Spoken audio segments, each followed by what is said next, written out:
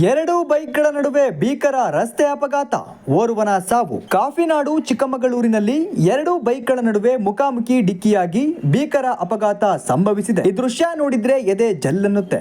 Bike ಓಡಿಸೋ ಮುನ್ನ ಈ ದೃಶ್ಯ ನೋಡಲೇಬೇಕು. ಚಿಕ್ಕಮಗಳೂರು ತಾಲೂಕಿನ ಮುಗಳವಳ್ಳಿ ಸಮೀಪ ಎರಡು ಬೈಕ್ಗಳ ನಡುವೆ ಮುಖಾಮುಖಿ ಡಿಕ್ಕಿಯಾಗಿ ಭೀಕರ ಅಪಘಾತ ಸಂಭವಿಸಿದ್ದು, ಬೈಕ್ ಸವಾರ ಸ್ಥಳದಲ್ಲೇ ಸಾವನ್ನಪ್ಪಿದ್ದು, ಮೃತ ದೇಹವನ್ನು ಜಿಲ್ಲಾಸ್ಪತ್ರೆಯ ಶವಾಗಾರಕ್ಕೆ ರವಾನಿಸಲಾಗಿದೆ. ಮೃತ 45 ವರ್ಷದ ಸೈಯದ್ ಅಲಿ ಕೋಟೆ ನಿವಾಸಿ ಎಂದು ತಿಳಿದು ಬಂದಿದೆ. ಹಿಂಬದಿ ಕುಳಿತಿದ್ದ ವ್ಯಕ್ತಿಗೆ ಸ್ವಲ್ಪ ಗಾಯವಾಗಿದ್ದು, ಚಿಕ್ಕಮಗಳೂರು ಜಿಲ್ಲಾಸ್ಪತ್ರೆಯಲ್ಲಿ ಚಿಕಿತ್ಸೆ ಪಡೆಯುತ್ತಿದ್ದಾನೆ. ಎದುರುಗಡೆಯಿಂದ ಬಂದ ಬೈಕ್ ಸವಾರನಿಗೆ ಗಂಭೀರ ಗಾಯವಾಗಿದ್ದು, ಹೆಚ್ಚಿನ ಚಿಕಿತ್ಸೆಗಾಗಿ ಹಾಸನ ಜಿಲ್ಲಾಸ್ಪತ್ರೆಗೆ ರವಾನಿಸಲಾಗಿದೆ. ಶವಾಗಾರದ ಮುಂದೆ ಕುಟುಂಬಸ್ಥರ ಆಕ್ರಂದನ.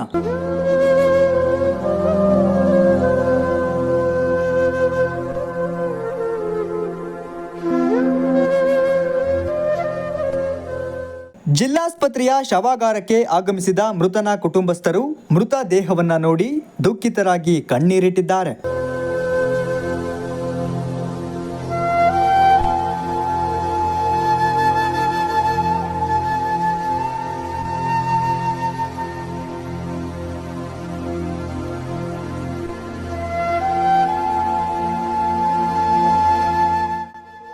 ನಮ್ಮ ಅಂಕಲ್ ಅವರು ಅದೇ ಈಗ ಆಕ್ಸಿಡೆಂಟ್ ಅದು ಫೋನ್ ಬಂತು ನನಗೆ. ಅವರಿಗೆ ಕೆಲಸ ಬರ್ತಾ ಇರೋ ಟೈಮಲ್ಲಿ ಒಂದು ಎರಡು ಗಾಡಿ ಕುಡ್ಬಿಟ್ರೆ ಅವರಿಗೆ ಅಷ್ಟು ಪೆಟ್ಟಾಗಲ್ಲೇ ಸ್ಪಾಟ್ ಆಗಿಬಿಟ್ರೆ ಅವರು.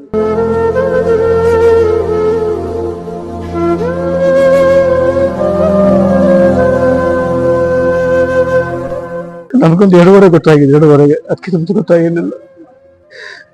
ಅಲ್ಲೇ ಸ್ಪಾಟ್ ಅಂತ ಹೇಳಿದ್ಬಿಡೋದಕ್ಕೆ ಇದಾಗ್ಬಿಡ್ತು. ಇವತ್ತು ಸುಮಾರು 2-2:30 ಗಂಟೆ ಹೊತ್ತಿಗೆ ಮುಗಳವಳ್ಳಿ ಹತ್ರ ಎರಡು ಬೈಕ್ಗಳು ಪರಸ್ಪರ ಡಿಕ್ಕಿ ಹೊಡೆದು ದುರಾದೃಷ್ಟವಶಾತ್ ಒಬ್ಬ ಅಲ್ಲೇ ಸ್ಪಾಟ್ ಅಲ್ಲಿ ಸಾವನ್ನಪ್ಪಿದ್ದಾನೆ.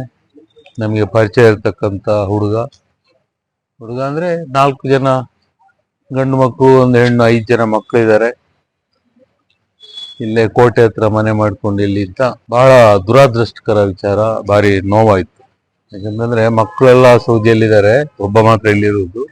ಅದರ ಜೊತೆಗೆ ಈ ರೀತಿ ಆದ್ರೆ ಒಳ್ಳೆ ಆರೋಗ್ಯವಂತ ಹುಡುಗ, ಒಳ್ಳೆ ದುಡಿದು ತನ್ನ ಕುಟುಂಬವನ್ನು ಸಾಕ್ತಾ ಇದ್ದಂತ ಈ ರೀತಿ ಆಗಿದ್ದು ದುರಾದೃಷ್ಟಕರ.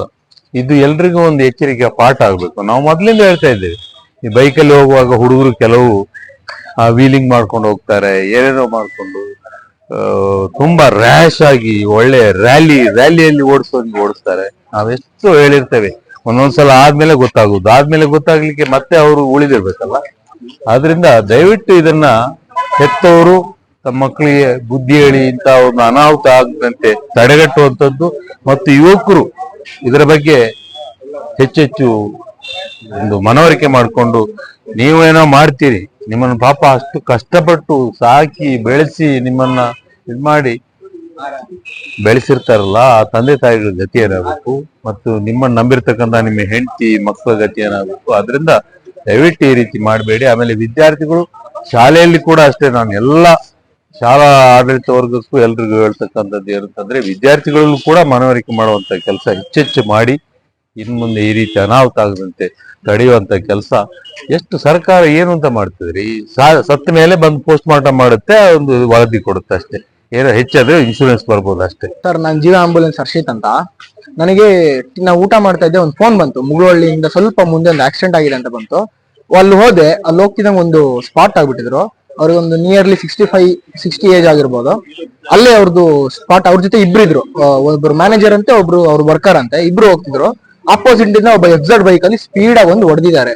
ಹೊಡೆದಿದ್ದ ಫೋರ್ಸಿಗೆ ಬಿದ್ದಿದ್ದು ಇದಕ್ಕೆ ಕಲ್ಲಿಗೆ ಹೊಡ್ತಾ ಬಿದ್ದಿದ ತಕ್ಷಣ ಓಪನ್ ಆಗ್ಬಿಟ್ಟಿದೆ, ಇದು ತಲೆಗೆ ಹೊಡ್ತಾ ಬಿದ್ದಿದೆ. ಹಾಗಾಗಿ ಅಲ್ಲೇ ಒಂದು ಡೆತ್ ಆಗಿತ್ತು. ಇನ್ನೊಬ್ರನ್ನ ಶಿಫ್ಟ್ ಮಾಡ್ಕೊಂಡು ಕರ್ಕೊ ಬಂದೆ. ಆಮೇಲೆ ಒಬ್ರನ್ನ ಇಲ್ಲೇ ಇದ್ದಾರೆ, ಇನ್ನೊಬ್ರು ಆ ಎಫ್ಝೆಡ್ ಬೈಕ್ ಅಲ್ಲಿ ಕೂತಿದ್ರಲ್ಲ ಅವ್ರನ್ನ ಬೇರೆ ಕಡೆ ಹಾಸನಿಗೆ ಶಿಫ್ಟ್ ಮಾಡ್ಯಾರ. ಅವ್ರು ತುಂಬಾ ಹೊಡ್ತಾ ಬಿದ್ದಿ ಅಂತ ಹೇಳಿ ಹಾಸನಿಗೆ ಶಿಫ್ಟ್ ಮಾಡ್ಯಾರ. ಇನ್ನೊಬ್ರು ಇಲ್ಲೇ ಇದಾರೆ, ಇವ್ರ ಜೊತೆ ಡೆತ್ ಆಗಿರೋ ಜೊತೆ ಒಬ್ರು ಇದಾರಲ್ಲ ಅವ್ರು ಇಲ್ಲೇ ಅಡ್ಮಿಟ್ ಆಗ್ಯಾರ. ಗ್ರಾಮಾಂತರ ಪೊಲೀಸ್ ಠಾಣೆಯಲ್ಲಿ ಪ್ರಕರಣ ದಾಖಲಾಗಿದೆ. ಈ ದೃಶ್ಯವನ್ನು ನೋಡಿಯಾದರೂ ಇನ್ನಾದರೂ ಎಚ್ಚೆತ್ತುಕೊಂಡು ವಾಹನ ಚಾಲಕರು ನಿಧಾನವಾಗಿ ವಾಹನ ಚಲಾಯಿಸಿ ನಿಮ್ಮ ಅಮೂಲ್ಯವಾದ ಜೀವವನ್ನು ರಕ್ಷಿಸಿಕೊಳ್ಳಿ ಎಂಬುದು ನಮ್ಮೆಲ್ಲರ ಆಶಯವಾಗಿದೆ.